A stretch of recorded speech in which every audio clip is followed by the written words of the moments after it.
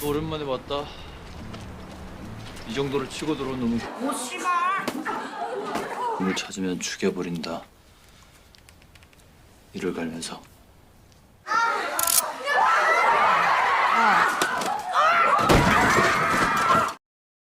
Halo Sobat Enjoy, semoga tetap sehat dan tetap enjoy dimanapun kalian berada. Dimudahkan segala urusannya dan dimudahkan rezekinya. Film ini menceritakan tentang seorang gadis yang mempertaruhkan hidupnya demi membalaskan dendam atas kematian ayahnya. Bagaimana jika seorang gadis pelajar hidup bersama para gangster kelas kakap? Gadis ini rela melakukan apapun demi satu tujuan. Dan bahkan ia rela masuk anggota kepolisian demi menyelidiki kasus kematian ayahnya. Dan perlu kalian tahu, film ini serial Netflix pada Oktober 2021 dan terbagi menjadi 8 season. Kebayangkan panjangnya durasi film ini?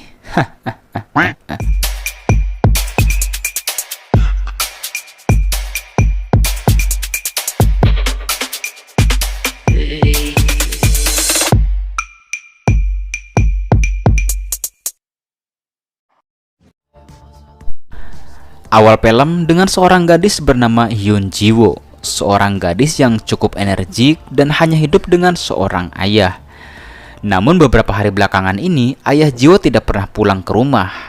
Yang beredar kabar ternyata ayah Ji-woo adalah seorang anggota kriminal, juga pengedar obat terlarang. Sebagai anak preman, di sekolah Ji-woo diasingkan oleh teman-temannya. Mereka dede imut yang masih polos dan bersikap agak lebay. Ji-woo juga kerap diikuti oleh polisi yang selalu menanyakan kabar ayahnya yang bernama Dong-hun. Kembali ke sekolah Ji-woo, seorang guru berniat akan memindahkan Ji-woo ke sekolah lainnya karena para siswi dan orang tuanya tidak ingin mereka sekolah bersama Ji-woo yang dikenal sebagai anak gangster dan pengedar obat itu. 학교에서 널 전학시키기로 결정이 났어. Di dalam kelas, Ji-woo kembali mendapatkan ejekan dari teman-temannya. Dan karena Ji-woo sudah bosan dengan kelakuan teman-temannya itu, Ji-woo menghampiri mereka untuk sedikit memberikan tamparan kepada orang-orang yang tidak punya sopan santun itu. 야 마약이다. 야 신고해. 오 씨발. 미쳤나?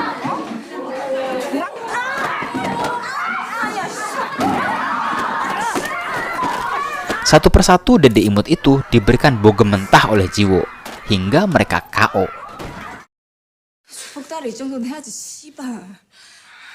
Lalu Ji-woo memberikan ID-nya kepada seorang guru dan mulai saat itulah Ji-woo berhenti di sekolah khusus Bikang itu.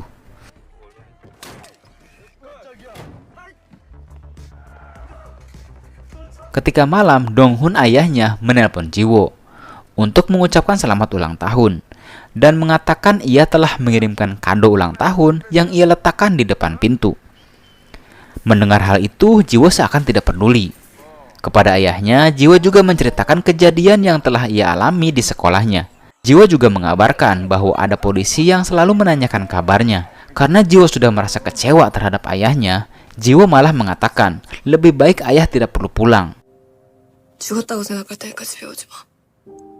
Setelah itu, Dong-hun melihat pesan masuk dari Ji-woo yang membuat Dong-hun merasa bersalah. Akhirnya, meskipun sangat berisiko, Dong-hun nekat pulang ke rumah demi anaknya dan meminta bawahannya untuk pulang naik ojol aja. Halo Pak, iya Pak, saya di depan Alfa nih Pak. Ketika tiba, Dong-hun melihat dua orang polisi yang sedang mengawasi keadaan rumahnya. Karena tidak memiliki pilihan lain, Dong-hun melumpuhkan para polisi itu satu persatu. Setelah itu, Dong-hun segera menemui anaknya. Namun Dong-hun tidak dapat membuka pintu karena pintu terkunci dari dalam oleh Ji-woo. Ketika Ji-woo mengetahui, Ji-woo hendak membukakan pintu untuk ayahnya. Namun di luar, Dong-hun ditemui oleh seseorang. Dong-hun yang menyadari, ia berpikir bahwa akan terjadi hal yang tidak baik. Maka dari itulah Dong-hun menahan pintu itu sekuat mungkin supaya Ji-woo tetap di dalam rumah. Dan lalu tanpa basa-basi orang tersebut langsung menembak Dong-hun.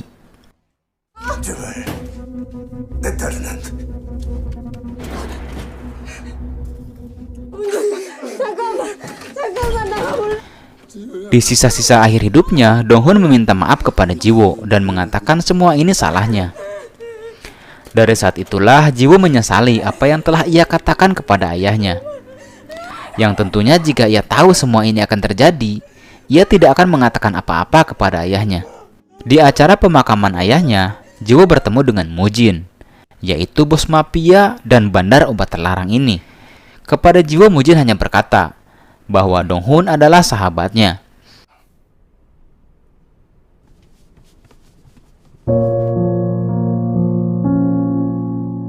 Beberapa hari berikutnya, Jiwo mendatangi kantor polisi untuk menanyakan tindak lanjut kematian ayahnya. Namun Jiwo kecewa karena pihak kepolisian telah menghentikan kasus kematian ayahnya.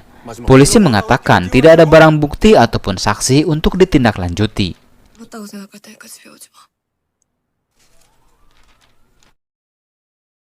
Kemudian Jiwo menemui Mujin untuk meminta bantuan.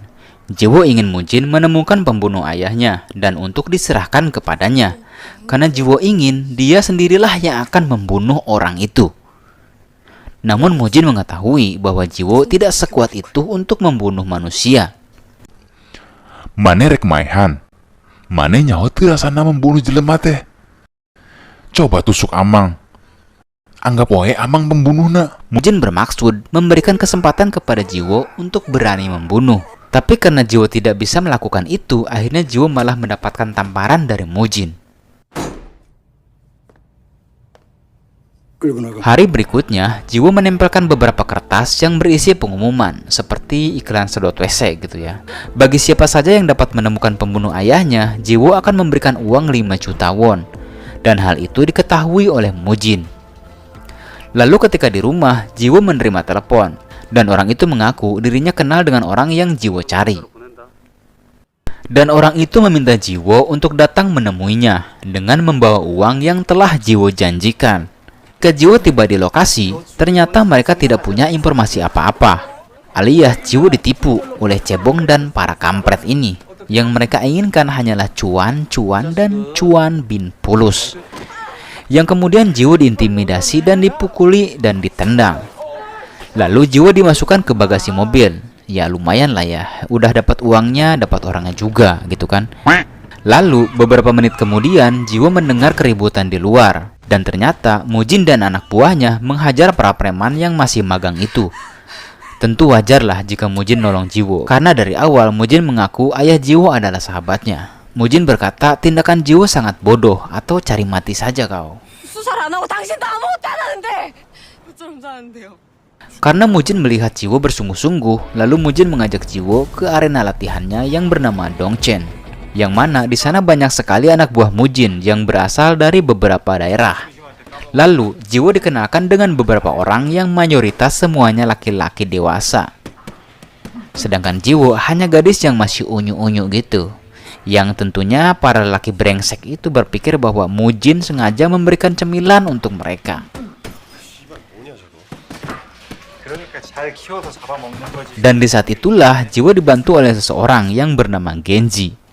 Genji juga mengatakan 2 tahun lalu dia juga orang yang paling muda di situ.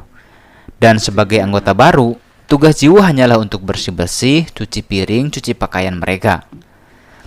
Bukan hal mudah bagi Jiwo memulai kehidupan baru di tengah-tengah para lelaki dewasa yang brengsek. Tentunya hal yang biasa bagi laki-laki menggoda seorang wanita, bukan? Asalkan tidak menginjak harga dirinya dan meremas anunya yang masih kecil itu. Dan karena tidak terima dilecehkan, Jiwo melayangkan tinju kepada si gondrong yang Luknut ini. Meskipun dibalas 2 pukulan oleh si gondrong, setidaknya Jiwo membuktikan bahwa dirinya bukan wanita biasa. Ketika malam, Jiwo berlatih kekuatan sendiri dengan rasa emosinya.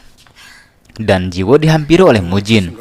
Mujin mengatakan, jangan berpikir untuk menang nak, tapi berpikirlah untuk membunuh dan membunuh. Mujin menjelaskan, seni bela diri itu bukan seberapa kuat pukulan, tapi carilah titik lemah lawanmu.